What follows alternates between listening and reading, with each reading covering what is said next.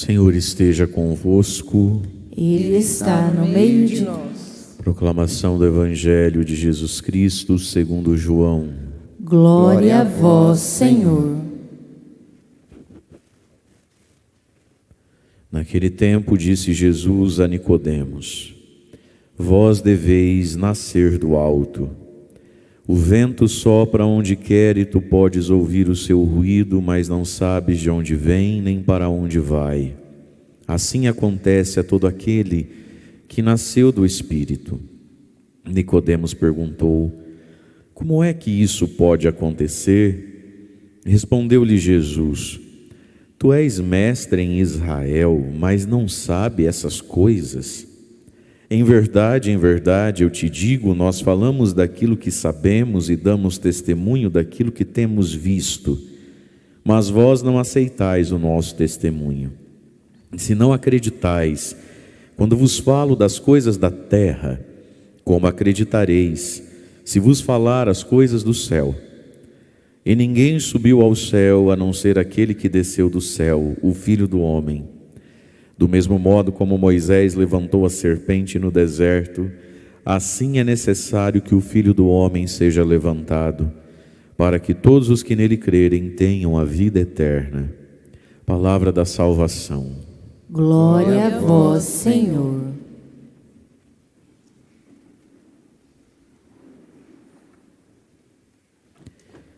Vós deveis nascer do alto.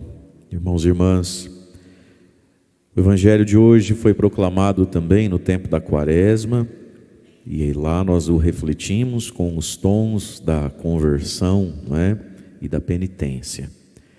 E hoje o Evangelho, do mesmo trecho, o diálogo de Nicodemos e Jesus na madrugada, começa já nessa ordem de Jesus: Vós deveis nascer do alto. É preciso nascer do céu, não só da barriga da nossa mãe, não só da nossa cultura, não só das nossas circunstâncias. O ser humano precisa experimentar um nascimento ao longo da vida, que é o nascer do céu, é o nascer do alto. E Jesus disse que não é opcional. Não estou com vontade. Ele disse: Vós deveis nascer do alto. Bate no peito e fala: tem que nascer do alto, tem que nascer do céu. Aponta o dedo para quem está falando assim: você tem que nascer do céu. Já nasceu da barriga da mãe, tá bom. Tem que nascer do céu, do alto. Veja, irmãos, o tempo da Quaresma nos levou ao Tríduo Pascal. Estamos no tempo pascal, que tem por ponto alto a vigília da Páscoa, que é a celebração mais importante do ano, a vigília da Páscoa, onde a vigília pascal é uma grande celebração de batismo, batismal, o batismo de adulto ou batismo de criança, não importa. E na vigília pascal, como nós celebramos esse ano, nós todos renovamos o nosso batismo ao professarmos de novo a fé, fazer as renúncias ao diabo e ao mal. Portanto, no sacramento do batismo, nós recebemos de Deus um dom, nascer de Deus, nos tornarmos filhos de Deus, nascer do alto. E esse nascer do alto agora acontece na sua vida, na minha vida, todos os dias pelo ato da fé e o ato da conversão diária. A conversão e a fé diária em Jesus. E aí Jesus está diante de um homem que aparentemente não precisava de conversão. Porque quando a gente fala a palavra conversão, tem que se converter, a gente logo pensa num ser humano assim, que se a gente fosse fazer a caricatura dele, seria tipo Raul Seixas, assim, um maluco beleza, né? Um ser humano extravagante, alguém dado, sei lá, aos vícios, às coisas mais terríveis da vida, também.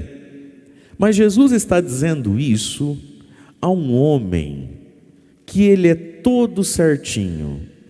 Nicodemos, para quem olha de longe, é um rapaz para casar. Como não é mais um rapaz, já é possivelmente um senhor. Nicodemos é aquele homem que a senhora olha de longe e fala: por que que meu marido não é assim? Nicodemos era culto, possivelmente dominasse duas línguas, devia falar muito bem o hebraico e ter muitas noções do grego e até do latim, porque eles estão debaixo do Império Romano, então São homens que se relacionam com o poder. Numa dessa fala 2 ou 3 línguas. Se fosse hoje, português, espanhol e inglês. Ele era extremamente rico, muito rico. Todos os fariseus eram muito ricos. Eles tinham muita terra, muito dinheiro. Igualzinho seu marido, né? Ele também não fala português, espanhol, inglês. E é dono da lancha, não é assim? Muito rico, ele tem muito patrimônio, ele tem muita terra. Eram dos fariseus as colheitas anuais. Os fariseus tinham muita terra. Ele era um homem profundamente religioso, do templo. Os fariseus seguiam muitos preceitos da religião judaica. Então um fariseu, assim, era quase que impossível acontecer de um fariseu estar envolvido em adultério, pecado cabeludo, baixaria, textão no Face, hashtag. Não, eram homens polidos, elegantes. E Jesus olha por um homem assim, que a senhora olha e fala: por que o meu marido não é assim? E diz para esse homem: amigo, você precisa nascer do alto, do céu, e nascer de novo. Portanto, irmãos e irmãs, às vezes a gente vive um cristianismo tão raso, a gente é tão tacanho, tão mesquinho, tão bobinho, no que a gente entende de Deus, no tanto que a gente conhece de nós mesmos, que a gente se contenta em: eu não mato, eu não roubo. Alguns de nós, Deus me perdoe falar assim, a impressão que eu tenho é que tudo que conseguiu na vida foi aprender a comer com garfo e faca e usar o banheiro. Mais que isso, não evoluiu na espiritualidade, no autoconhecimento, na capacidade de se assemelhar a Deus. Tem muita gente que passa uma vida e tudo que ele conseguiu é aprender a comer com garfo e faca e usar o banheiro. É o que diferencia ele de um bicho. É o que diferencia ele assim dos pecadores jogados nas sarjetas da vida. Jesus está olhando para um homem aparentemente acima da média da sociedade e dizendo para ele: mas você já nasceu de novo? Você já nasceu do alto? Você já teve uma metanoia interior? Fala comigo, metanoia interior. Fala de novo que você não esquece, metanoia interior. É uma mudança de mentalidade, meus irmãos, em relação à vida, em relação às pessoas, em relação a Deus, em relação à nossa história, em relação ao dinheiro. Primeira leitura, então, nos fala disso. Nós estamos nesse tempo pascal e vamos ler praticamente todo o livro de Atos dos Apóstolos. Nós estamos no capítulo 4, versículo 32. Vai falar dessa mudança interior. A multidão dos fiéis era um só coração, uma só alma, ninguém considerava como próprias as coisas que possuía, mas tudo entre eles era posto em comum. O nome disso aqui é conversão. Porque senão, meus irmãos, a gente vira aquelas caricaturas de beato de novela: não bebe, não fuma, não adultera, mas é ruim, muquirana, sovina, indisposto à caridade, à partilha, à fraternidade, ao serviço, indisposto a doar gratuitamente algo do seu tempo, algo do seu talento, algo da sua profissão, algo do seu dom. E aí nós vemos aqui que os primeiros cristãos iam à igreja, à primeira comunidade cristã, para dividir, para doar. E se a gente não cuida, a gente produz hoje um cristianismo que convida as pessoas a virem à igreja para ganhar. Qual é o sinal da bênção hoje nessas igrejolas do Satanás de esquina e de televisão? O dinheiro. O dinheiro. Qual é o motivo de muitos de nós às vezes andarmos tristes, pesarosos, até achando que precisa de um horário com o padre? Mas como sabe que vai levar uns puxão de orelha? Porque sabe que o que vai falar não faz sentido? Vai para o psiquiatra tomar um remedinho. Por quê? Porque tinha 300 alqueires de terra, não sei o que aconteceu, uma intempérie, um entreveio, precisou vender 10 para pagar umas contas, agora tem 290. Olha que dói, está com depressão. Ah, meu irmão, deixa eu ser pobre igual você. Me adota, me põe como herdeiro. Uma fé que começou com pessoas dando, doando, vendendo, entregando para os pobres, virou um lugar onde as pessoas sofrem, gemem, blasfemam, questionam, duvidam, desanimam, porque vieram não para dar, não para dividir, vieram para ter. Dá para acreditar um negócio desse? Fala para quem está do seu lado, ainda bem que no Piquiri não tem dessas coisas. Sorte a nossa, por aí tem demais, é o que mais tem por aí, aqui não tem não. Ufa! Ai, que bom que é morar aqui. E tudo entre eles era posto em comum. Com que facilidade a gente julga tantas estruturas, né? E faz das exceções as regras. Aí vira esse cristianismo da prosperidade motivacional, que glamoriza a miséria, que glamoriza a pobreza. Essa semana eu vi um vídeo, eu fiquei tão triste, não vou citar nomes, que é para não expor você, às vezes, até aquilo que pode ser perigoso para a tua cabecinha. Tem coisa que você tem que ter uma certa estrutura. São Paulo diz assim: provai tudo, retei o que é bom. Mas se você é muito inocentão, você não consegue discernir. Então vou deixar abaixo os nomes. Mas tem no Brasil hoje um pastor muito respeitável, inclusive, muito respeitável, que começou a crescer, uma vida muito... Enfim, um homem até que vale bastante a pena ouvir às vezes, porque tem uma experiência de fé e tal, muito interessante. Começou a fazer uns vídeos com um outro, que eu não vou citar nome, porque esse pode dar processo, bem famosão no mundo motivacional, da inteligência financeira, um homem de milhões aí.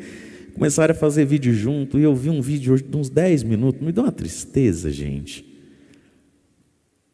Quando a gente vai ficando alienado da realidade das pessoas, e aí mistura positivismo com Bíblia, e tudo agora é um tal de você mudar o mindset, mudar o jeito de pensar, acordar mais cedo, trabalhar mais, motivar mais, e claro, isso faz diferença na vida, mas desconsiderando às vezes, e tantas vezes, tantas pessoas, que vivemos nós, meus irmãos, dentro de uma estrutura que impossibilita tantas coisas às pessoas. E aí usa de Bíblia, de Evangelho, para resumir a vida apenas no se você tem força de vontade, se você não tem força de vontade. Que resume a vida apenas ao lado motivacional, quem quer alcança. A gente sabe que não é assim. Eles colocavam suas coisas em comum. Já imaginou essas pessoas, um olhando para o outro e perguntando: mas por que você não trabalha? Por que você não acorda cedo? Por que você não faz a faculdade? Por que você não se anima? Por que não sei o quê? Esse cristianismo só da vitória, só do milagre, só de quem alcançou, só de quem deu certo, isso não está na palavra de Deus. E nós vamos criando uma geração, e já criou, né, dentro da igreja e fora, é uma vergonha, de abilolados, alienados do real das coisas. Não porque está dando certo, não porque as coisas estão melhorando, porque quem tem fé, porque que não sei o quê, e nós vamos desconsiderando uma série de coisas que tocam a nós, tocam os nossos irmãos, tocam as pessoas. E aí então o Evangelho vai dizer e vai continuar dizendo: com grandes sinais de poder os apóstolos davam testemunho da ressurreição do Senhor, os fiéis eram estimados por todos. Fala comigo de novo: metanoia interior. Olha só, eram estimados por todos, portanto, eram pessoas que não faziam mal aos outros, né? Entre eles ninguém passava necessidade, pois aqueles que possuíam terras ou casas vendiam-nas, levavam dinheiro e o colocavam aos pés dos apóstolos. Depois era distribuído conforme a necessidade de cada um. Fico imaginando se é hoje, a gente escuta isso dentro de igreja até hoje. Aí também, né, padre? Se povo faz fio um atrás do outro, eu já tenho dó, vai ter que ficar alimentando o filho dos outros. Imaginou se eles pensassem assim? E aqui está, meus irmãos, o que é a fé. Você tem o direito de pensar assim, mas aí você não tem o direito de se chamar de cristão. Você pode pensar como você quiser, todo mundo pode pensar o que quer, todo mundo pode falar o que quer, é da vida, ninguém obriga ninguém a nada. A questão é que, dependendo do que você pensa, cristão você deixou de ser. A questão é que, dependendo do que você fala, do que você defende, do que você promove, cristão você não é. E aí então vai dizer: José, que era chamado pelos apóstolos de Barnabé, e Barnabé significa filho da consolação. Olha que interessante. Ele era levita.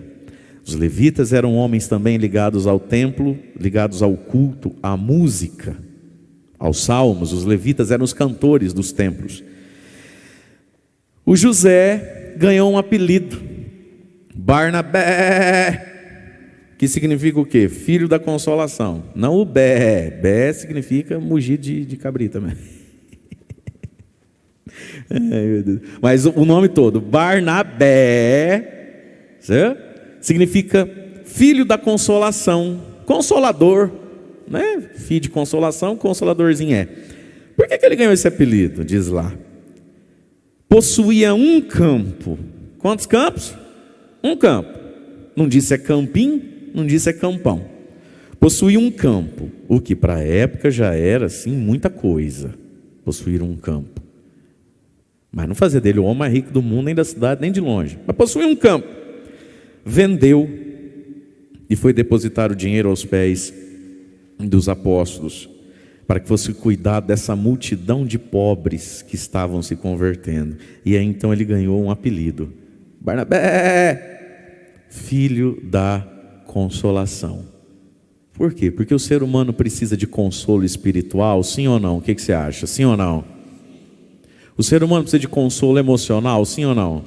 Sim, claro que sim. O ser humano precisa de consolo material? Pode falar que sim, meu irmão. Sim.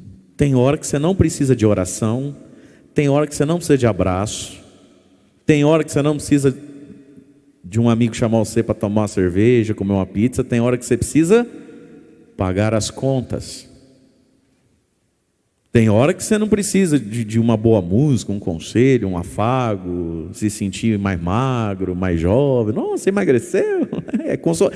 É consolador ouvir assim de alguém? Você emagreceu? É ou não é? Sim ou não? Fala que você acorda, miséria. Fala sim ou não? É que você não sabe quando foi a última vez que você ouviu isso, né? Por isso que nem consegue falar assim, né? Não é sono, padre, é decepção. Quantos anos quando emagrece? Vai, é consolador ouvir. Você emagreceu? Sim ou não? Mas tem hora que você está precisando ouvir isso? Não. Tem hora que você precisa de um botijão de gás. Tem hora que você precisa de um médico que você não consegue pagar a consulta de tão caro.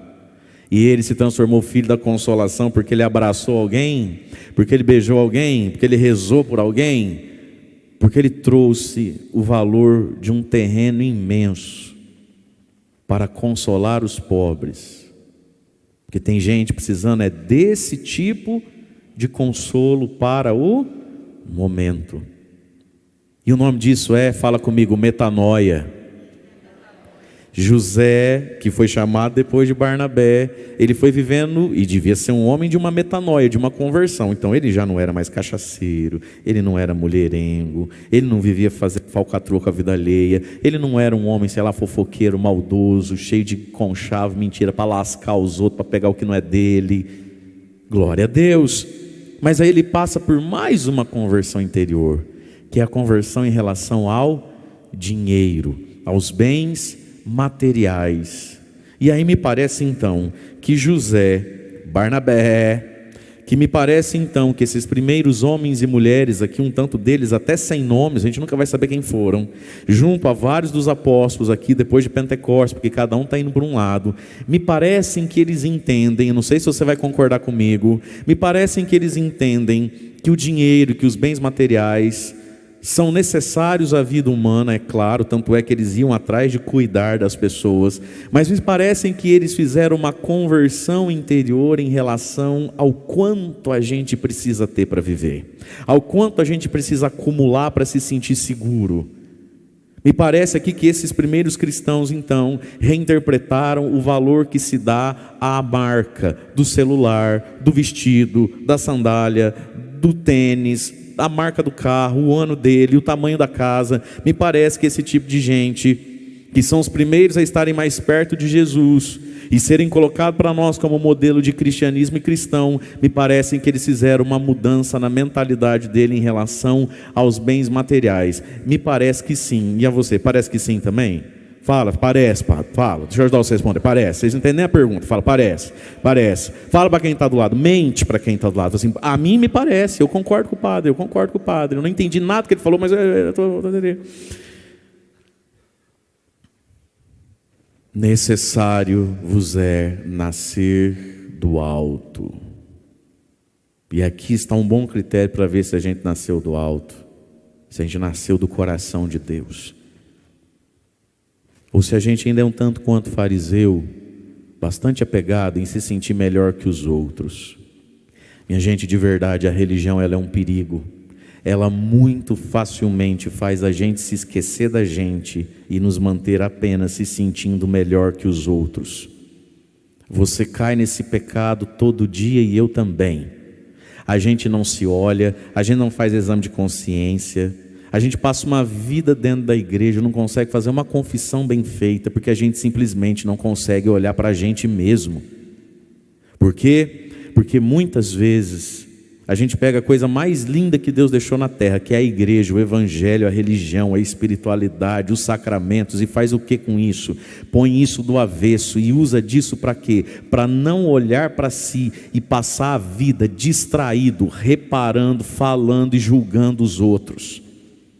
E às vezes isso é tão forte dentro da gente, que a gente não se aguenta só em pensar, sentir. A gente precisa partilhar com os outros a vida de um alguém. A gente precisa ir no outro dizer, você viu, você está sabendo? Por que ela não falou? Por que ela não fez? Eu não acho certo. Se ela sabe das outras circunstâncias, se ela sabe, não sabe de nada. Meus irmãos, a religião é um perigo. Bata na tua cara para você acordar e fala assim, meu Deus, é um perigo estar aqui. Fala, é um perigo estar aqui. Pensa outra coisa que você usa que tem a ver com religião aí. Quem está usando uma cruz, pega na cruz. Quem está usando uma medalhinha, pega na medalhinha. Quem não está usando nada, cria vergonha. Essas camisetas bonitas aí, ó, pega aí, essa camiseta bonita. Vou pegar aqui meus apetrechos também. Pega nessas coisas falando, isso aqui é um perigo, rapaz. Isso aqui é um perigo. Fala, isso aqui é igual uma faca. Fala, dá para cortar o queijo, dá para passar a manteiga, mas dá para matar alguém. Ó, perigo que é. Perigo que é. Bate nessa cadeirinha aí, bate. Fala, isso aqui é um perigo. Isso aqui é um perigo. Faz assim comigo, isso aqui é um perigo. Faz aí, isso aqui é um perigo. Eu vou dar a chance de você fazer direito. Ou teve um AVC, ou não sei onde você está. Ergue direito sua mão. Oh Deus, tem misericórdia. Mas isso aqui é um perigo. Isso aqui é um perigo. Quem está em casa bate na telinha e fala assim, isso aqui é um perigo.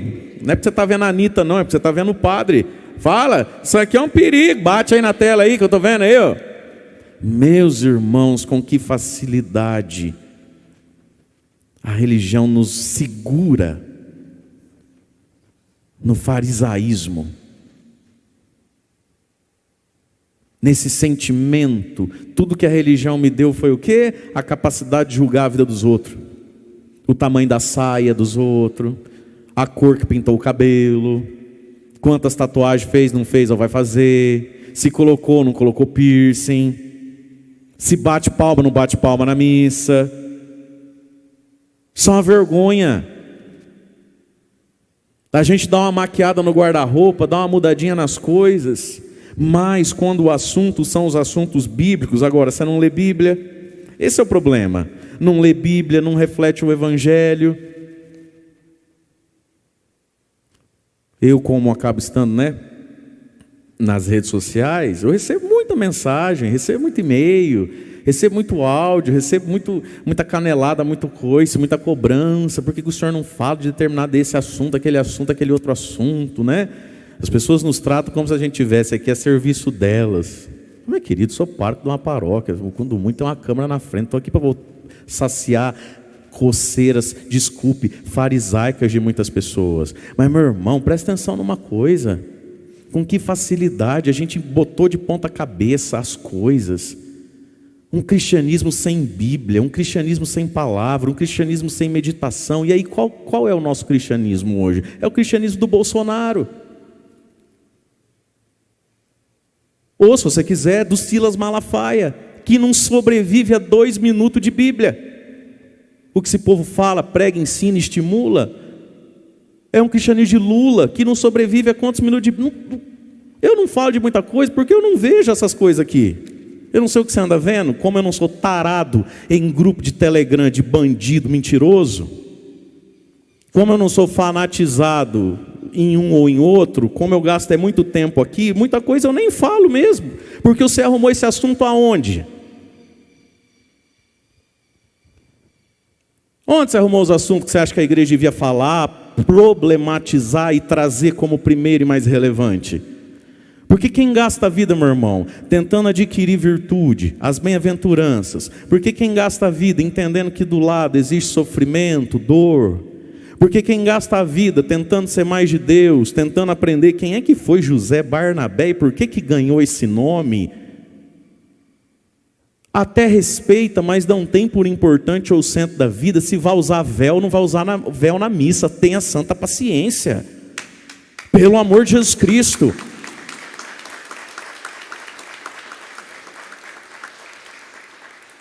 Esse dia eu conversava com um padre de determinada região do Brasil, longínquo e desafiante. Ele falando que há muito tempo me escuta, que manda lá para o povo dele das capelas de interior que ele vê a cada 50 dias, como esses lugares do Brasil, que o padre vai 3 vezes no ano. Ele falou, padre, que dificuldade a gente faz, a gente um tanto de pessoas boas, tudo abilolado e fanatizado em política, e porque essa vacina vai acabar. E aí divide a paróquia por dentro, vira uma confusão, e uma já não pode servir na mesma escala com a outra, porque uma é Bolsonaro, a outra diz que vai ser pro Lula, porque no tempo do Lula que era bom, mas o Bolsonaro que veio para acabar com o método Paulo Freire, e lá ser dessas coisas, aquelas maluquices, padre, a igreja atrasa, e o evangelho não acontece, a gente precisa fazer as coisas, o povo se pegando por causa desses homens. Falei, padre, mas é assim mesmo, acontece tudo.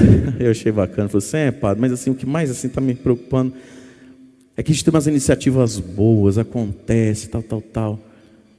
E os jovens, até adolescentes, sem encanto, sem paixão, da igreja, não está falando fora da igreja, está falando dentro da igreja, sem encanto pelo evangelho, tanta coisa que a gente está fazendo, um bando de gente alheia, distante, cheio de preconceito, cheio de mimimi, de liturgia, de não sei o que, desenterra uns assuntos que ninguém nem mais falava e quer trazer como se aquilo fosse o mais importante. Por quê? Fecha aqui, a religião é um perigo, e quem está falando isso é um padre, olha só. A religião é um perigo, meus irmãos, porque ela tem o poder, quando mal usada, de nos travar nisso. Um monte de coisas que me permitem me sentir melhor que você. Um monte de coisas que me permitem me sentir superior a você. Um monte de coisa que faz eu não me misturar com aqueles. Um monte de coisa que sustenta a minha preguiça e falta de bondade, porque daí eu olho para aquilo que Deus está fazendo, abençoando, agindo, ajudando até as pessoas e falo assim, mas o que adianta se não sei o que, se não sei o que, se não sei o que. Que nos tira profundamente a empatia com o próximo, a caridade com qualquer um. E a gente se senta e se sente santo, se sente Deus. Por quê? Aqui, consagrado a Nossa Senhora. Aqui, não usa as roupas de biscate. Não sou igual aquele lá, não sou igual aquele ali.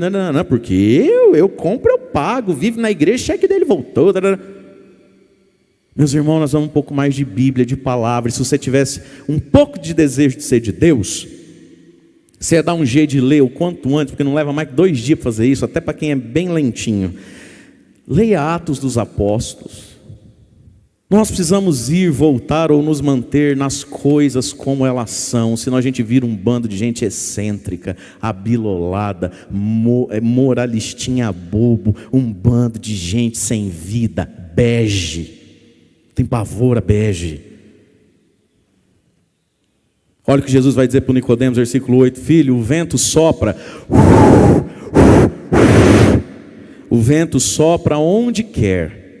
Você escuta o ruído, mas não sabe se está vindo, não sabe se está voltando, não sabe onde começa, não sabe onde termina. Assim acontece com aquele que nasceu do Espírito. É uma liberdade e é uma falta de segurança. A fé, a gente não sabe onde começa, onde termina. A fé nos coloca nas mãos de Deus. Por que às vezes a gente tem tanta ânsia e depende tanto do dinheiro? Que o dinheiro nos dá a sensação de segurança. Quanto eu tenho, quanto vai entrar, quanto vai faltar, não é isso? Dá segurança, gente. E é importante você sentar, colocar num papel, ganho X, aí começa o menos, né? Água, luz, aluguel, e ver se sobra Y, dá para fazer alguma coisa, organiza sua vida. Mas a fé, o andar com Jesus, tira de nós essas seguranças. Tira de nós esses engessamentos. Aí ele vai dizer, Nicodemos, né? Mas como é que pode acontecer um negócio desse, nascer de novo? Jesus olhou para ele, um partidão desse, falou assim: ô Nick, tu és o mestre em Israel e não sabe essas coisas? Ou seja, é mestre do que se não sabe o que precisa? São Paulo vai dizer na sua carta assim: irmãos, a letra mata, o conhecimento incha, mas é o Espírito que vivifica. O conhecimento incha. Faz assim comigo. Faz assim, incha. O conhecimento incha, mas o Espírito vivifica. Nicodemos, você é mestre em Israel. Por que todo mundo chamava Nicodemos de mestre? Porque ele tinha conhecimentos, devia saber um monte de coisa. Quem foi Moisés, um monte de coisa ele devia saber. Amém? Sim ou não? Senão só pode chamar o homem de mestre se ele não sabe nada. Você é mestre, mas não sabe essas coisas? Sobre a riqueza, sobre o dinheiro, sobre o poder, sobre a pobreza. Então você é mestre no quê, filho? Mestre para quê? Minha gente, existem conhecimentos que, de fato, desculpe, são inúteis. Como é triste ser mestre, saber muito do que nada importa. Nicodemos, se você não sabe isso aqui, para que você sabe o que sabe? Às vezes a gente sabe tanta coisa, não é verdade? Mas não sabe o essencial de Deus. Sabe tanta coisa, não sabe o essencial da vida. Sabe tanta coisa, não sabe o essencial do cristianismo. Mas então você é mestre no que, Nicodemos? Mestre em se sentir melhor que os outros. Mestre naquilo que Deus talvez nem esteja olhando a respeito da vida do outro. Mestre naquilo que talvez Deus olhe e sente dó e compaixão, enquanto a gente sente raiva, fúria e ódio. Você é mestre, mas não sabe isso, aí eu não sei para que você é mestre, Nicodemos. Tem coisa que você tinha que saber, experimentar, conhecer, viver na sua vida. Em verdade eu te digo, diz Jesus no versículo 11, nós, e aqui é o jeito de São João de falar de Jesus e da própria primeira igreja, né? Se nós é Jesus. Nós falamos daquilo que sabemos, damos testemunho daquilo que temos visto, mas vós não aceitais o nosso testemunho. Presta atenção. Jesus disse: nós falamos daquilo que sabemos e temos visto, mas vocês não aceitam. Portanto, meu irmão, a fonte do saber é o ver a Deus. Olha o que Jesus está falando. Nicodemos, eu falo do que eu vejo. O que Jesus via? O Pai. Ele via a Deus. Existe uma fonte, meus irmãos, do saber. Existem coisas que só vamos saber à medida em que olhamos para o Pai do céu, para Deus. Tem coisa que não está no livro, tem coisa que não está no curso. E nessas coisas tem muita coisa boa, mas tem coisas que está no Pai. Então erga sua cabeça, mesmo dormindo, erga sua cabeça e fala assim: eu quero e eu preciso olhar para o Pai, olhar para o céu. Fala: eu quero e eu preciso olhar para o céu, olhar para o Pai. Que tem coisa que a pessoa sabe, saboreia, porque viu em Deus. E aí ele continua, versículo 12: mas se não acreditais, quando vos falo das coisas da terra, como acreditareis se eu vos falar das coisas do céu? Jesus está falando que ele vai do menor ao maior, ele vai do pouco para o muito. Nicodemos, se você não acredita quando eu quero ensinar como é que se vive, como é que você vai acreditar? O que você quer saber a respeito do céu? Entendi isso. Se você não acredita quando eu falo das coisas da terra, o que Jesus falava sobre a terra? As bem-aventuranças. O que Jesus falava sobre a terra? O relacionamento pai e filho, filho pródigo. O que Jesus falava sobre a terra? O matrimônio. O que Jesus falava sobre a terra? O perdão. O que Jesus falava sobre a terra? A confiança, a leveza, o não se desesperar. Olhai as aves do céu, olha as florzinhas que linda. Deus cuida dela, não vai cuidar de você, rapaz. Se vocês não acreditam quando eu quero ensinar as coisas da terra, de que a vida às vezes é uma porta estreita, tem que passar ali. Se você não acredita quando eu falo as coisas da terra, que você tem um sal e uma luz, que não é para você, é para o teu irmão, para o teu próximo. Se você não acredita nessas coisas, Nicodemos, quando eu vou falar do céu, então, aí você não vai entender direito. Começa na terra, começa na vida. Como é feio um cristão que tem uma qualidade de vida e uma postura de vida inferior à qualidade e à postura de vida de um pagão. Por que será, meus irmãos, que a nossa fé às vezes dá tão pouco fruto, resultado em nós?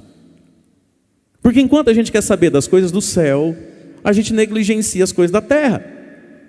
E aí, me desculpe, bati no começo, mas tudo tem seu lado bom, às vezes. Vamos falar um pouco então de positivismo, mindset e coaching. Que oração que vai dar fruto, se tudo que você pega para fazer, você faz mal porcamente, mal acabado, a gente nunca tem segurança se você vai mesmo, se você pode.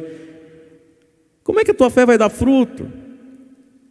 Se a gente bate o olho em você e não sabe se o teu 1 litro tem 1 litro, o teu 1 quilo tem 1 quilo. Como é que tua fé vai dar fruto? Se a tua mulher não pode confiar que... O que você está vendo nesse celular, amor? Nada não. É nada não mesmo? E aí que está, minha gente? Tem um monte de pagão vivendo uma qualidade de vida melhor que a do cristão. Isso é uma vergonha. O sujeito às vezes não tem lá muita religião, mas ele entende assim: esse assunto não é meu, deixa eu ficar quieto. Não estava lá, então não sei também, né? Melhor ficar quieto. Aí vive na igreja, tem uma língua que não cabe na boca. Se a gente peca e não entende o cristianismo em relação às coisas da terra, do que adiantou achar que sabia algo sobre o céu? O sujeito às vezes não tem religião, não reza muito, mas ele bate o olho na mulher dele e fala: hoje não adianta conversar, está naquele dia, deixa para lá. Dá razão para ela. Amanhã nós conversamos.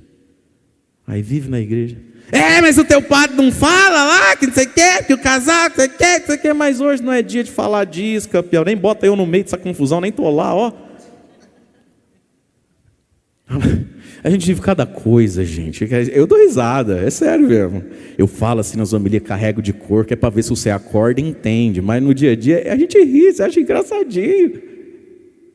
A mulher vem confessar e elas começam a chorar. Mulher chora. Isso é normal, você sabe. Chora. Aí lá no meio da confusão, padre, inclusive outro dia, ele virou para mim e falou assim: porque eu fui na missa, o padre falou. Poxa, padre, eu acabei de tirar os pontos aqui, que eu fiz um negocinho aqui. O menino estava chorando. Quanta ter paciência com a gente. Então, campeão, o que adianta você lembrar a homilia do padre, se na hora de ter paciência com a mulher que acabou de fazer um procedimento, um negócio lá da saúde, já não está legal hoje, você vai lá e joga o padre em cima dela. Olha a cabeça desse animal. Aí tem um pagão, tem um cara ateu, à toa, sei lá o que pensa de Deus, Jesus, que consegue identificar que a mulher passou um problema de saúde, as crianças estão chorando. Mas nós brigamos esse assunto. Hoje não é dia de brigar esse assunto. Meu irmão, se não entende as coisas da terra, como é que vai entender? E para que vai saber? Que utilidade vai ter saber as coisas do céu? Para que isso? Então, Nicodemos, você precisa começar a crer quando eu ensino a terra, a vida. E Jesus ensina o céu? Sim. Jesus ensina as coisas do alto? Sim. Mas Jesus ensinou a viver na terra, para um dia ir para o céu. Jesus ensinou tanta coisa. Jesus ensinou sobre tudo. Mas está na Bíblia que você não lê, não grifa, não anota e não escreve, porque a tua vida está corrida. Porque tem que acompanhar 3, 4 séries da Netflix. Porque tem que ficar esparramado em sofá e cama, comendo alguma coisinha e com outra mão engordurosa ainda, naquela tela, para ver Face, para ver Instagram, para ver quem atualizou status, e não aprende a viver. Nós precisamos aprender a viver em Jesus e através de Jesus. Mas Nicodemos está dando errado aqui, filho, nessas coisas. Ficou difícil, né, Nick? Gente, um monte de pagão tirando carteira de motorista, um monte de pagão fazendo faculdade, um monte de pagão indo para cima, um monte de pagão apostando, vai chover ou vai fazer sol, um monte de pagão otimista, um monte de pagão acreditando que dá para ser, um monte de pagão dizendo, não, hoje eu não sei, tá ruim, mas vai melhorar, eu consigo, não é possível, não sou de açúcar, não sou de vidro. E um monte de cristão se refugiando numa espiritualidade que não mexe um prego na vida. Do que adianta você ser mestre dessas coisas? Nicodemos, ou você começa a acreditar quando eu ensino as coisas da vida e da terra, meu amigo, ou não vai entender as coisas mais profundas do céu e da fé. Por que tem tanta gente que se diz cristão e nunca entende, nunca saboreia, nunca se vincula de alma verdadeiramente à Eucaristia, à Virgem Maria, à igreja? Porque está patinando nas coisas da terra. E aí Jesus fala, como é que você vai acreditar nas coisas do céu? Versículo 13. Ninguém subiu ao céu, Nicodemos, a não ser aquele que desceu do céu, o Filho do Homem. Ou seja, sobre o céu, sobre Deus. Quem é Deus? O que agrada a Deus? Como é que a gente um dia vai morar com Deus, Nicodemos? Ninguém foi lá, ninguém sabe, só um. Aquele que de lá desceu. Portanto, meus irmãos, quem é que nos explica Deus? O Criador. Quem é que nos explica o mundo espiritual? Jesus. Fora de Jesus é pataquada. O ser humano sempre teve as suas buscas religiosas nas suas culturas, nações. Você deve ter assistido aquele filme antigo. Lembra do filme do Indiana Jones? Achava um barato aquilo. Eu acho que eu assisti 4, 5 vezes cada um deles. Indiana Jones e a arca, não sei o quê. Aí vai para aqueles lados do mundo, né? Aí chega lá, tem um toco. E o povo adora as cobras. Já viu esse filme? Não é legal, Sessão da Tarde? O ser humano sempre bateu os seus tambores, meu irmão. O ser humano sempre sacrificou alguma coisa, fez uma fumaça para alguém lá em cima ver. O ser humano sempre buscou a Deus. Não precisa muito para você saber que você não é Deus, que deve existir alguém que pensou tudo isso aqui, e eu preciso me perguntar se ele está feliz ou está triste comigo. O ser humano sempre fez essa pergunta. Alguém inventou tudo. Eu sou uma criatura. O que acontece depois que morre, fecha os olhos, nunca mais abre, os bigatos come? Nada. Mas se alguém fez tudo isso, será que ele está feliz ou está triste comigo? Se o ser humano sempre parou para pensar essas coisas, não é possível que não pensa. E sempre produziu lá seus ritos, tentando achar Deus, entender Deus. E houve povos que acreditaram que Deus, para ficar feliz, a gente tem que matar o primeiro filho que nasce. Se for menino, dá para Deus. Abraão viveu dentro dessa cultura. Por que Deus pediu para Deus matar Isaac, para Abraão matar Isaac? Sacrifica Isaac para mim. O que Deus estava querendo com Abraão? Provar o coração de Abraão, purificar a fé de Abraão, que estava idolatrando o filho no lugar de Deus, mas querendo a partir de Abraão ensinar para o Abraão e ensinar para todo mundo o seguinte: Abraão, eu quero o teu coração, eu não quero o teu filho. Criança, você pega no colo e faz... Cadê o palmeirense do pai? Cadê, mocinho? Aí faz... Mas precisa matar o menino na fogueira. O que eu quero com a criança na fogueira? Eu estou interessado, Abraão, no teu coração. Eu estou interessado no teu louvor, no teu afeto. Que você me ame mais do que o teu... Cadê o palmeirensezinho? Mas vai colocar a criança numa fogueira? Era assim que o povo que vivia ao redor do Abraão fazia. Veja, meus irmãos. Sobre Deus e sobre o céu, a gente fica ridículo ou até louco, criminoso, quando a gente inventa Deus. Deus a gente não inventa. Deus a gente recebe através do Evangelho de Jesus Cristo. Pergunta para quem está do seu lado: está dando para entender? Ou essa missa vai até o horário do almoço hoje? Fala, está dando para entender? Fala, não inventa Deus não. Não inventa. Para de inventar. Deus a gente recebe. Ninguém viu o Pai, ninguém subiu lá, a não ser aquele que de lá desceu, Jesus. Ele diz... E esse que de lá desceu, Jesus, Jesus, do mesmo modo como Moisés levantou a serpente no deserto, assim é necessário que o Filho do Homem seja levantado, para que todos os que nele creem tenham a vida eterna. Jesus chamou a sua cruz, ser levantado é ser crucificado. de ser levantado. Fala comigo, metanoia. Fala assim, já entendi. A metanoia do dinheiro. Foi todo mundo não, hein? Vou te dar uma chance. Fala de bolsa, a gente dói, né, gente? É difícil mesmo. Fala, eu já entendi. A metanoia do dinheiro. Agora eu quero entender a metanoia da cruz. Faz assim comigo, metanoia. Fala, mudar a cabeça, mudar a cabeça. Fala comigo, metanoia. Faz assim, ó, a metanoia do dinheiro. Vai falar a metanoia da cruz. Faz comigo que você não esquece, ó. As coisas importantes, você não esquece, você não esquece, você não esquece. Te prometo que você não esquece. Ó, vamos fazer com as duas mãos, né? Que eu estou com uma só. Você que está em casa, faz também. Solta a xícara. Faz, ó. A metanoia do dinheiro. A metanoia da cruz. Mulherada, dona Neuzinha, sem palavra agora. A metanoia, tá certo? Olha lá.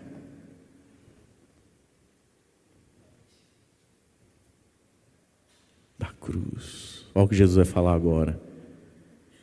Quando eu for levantado na cruz, meu irmão, Jesus olhava para a cruz e sabia que esse dia ia chegar na vida dele. Um dia vão me matar na cruz, igual faz com os bandidos.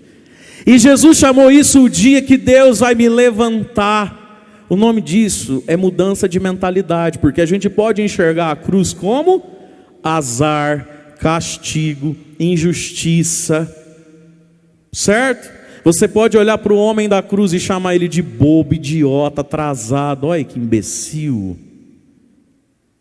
Ou você pode ver o Salvador, o glorificado, o levantado. Então, a gente precisa mudar a nossa mentalidade em relação ao dinheiro, sim ou não? Mas também em relação ao sofrimento, também em relação à cruz. A cruz, quando acolhida como um gesto, um modo de se aproximar de Deus, de servir a Deus, através da própria cruz, da cruz do outro, ela é uma glória, ela é um levantamento. Mas tem gente que se sente castigado, porque sobrou para mim, padre, agora. Porque as filhas dela, minhas cunhadas, o senhor conhece. Quem quer saber da veia, não. Vem para o Natal, não lava uma louça. Eu vou ter que cuidar dela. Você é uma injustiçada ou você está sendo levantada? Você está sentindo a dor, a dificuldade, um momento difícil, até financeiro de alguém. Todo mundo diz, você é doido, mas o teu coração está incomodado. Você é o bobo da turma ou você é o levantado e o glorificado? Nós também precisamos, meus irmãos, aqui comigo, ó, faz comigo, mudar a mente a respeito da cruz, do sofrimento, do serviço. Senão a gente não atravessa essa vida. Quem não mudar o que pensa, quem não ressuscitar o seu relacionamento com o dinheiro e com a cruz, não atravessa a vida direito. E quando morre, não sei se vai para o céu. Nicodemos, a respeito de Deus, quem entende sou eu. E o grande entendimento de Deus, Nicodemos, é quando o ser humano tem uma cruz e não desce dela. Isso para qualquer religião, meu irmão, é uma maluquice, é um castigo, é um azar, é uma condenação. Para quem é cristão, a gente acolhe a cruz na dor que ela causa, porque ela causa dor.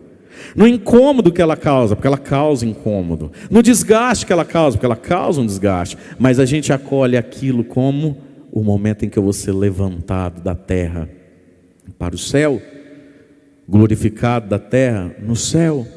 Então, para terminar e nunca mais esquecer, vamos lá, nós precisamos, como gesto de ressurreição na vida, no tempo pascal, de uma metanoia. Vai lá, mudar a cabeça, metanoia, mudar a cabeça em relação ao dinheiro, e uma mudança, uma metanoia em relação à cruz. Convida quem está do seu lado a ficar em pé. Fala, vamos ficar em pé.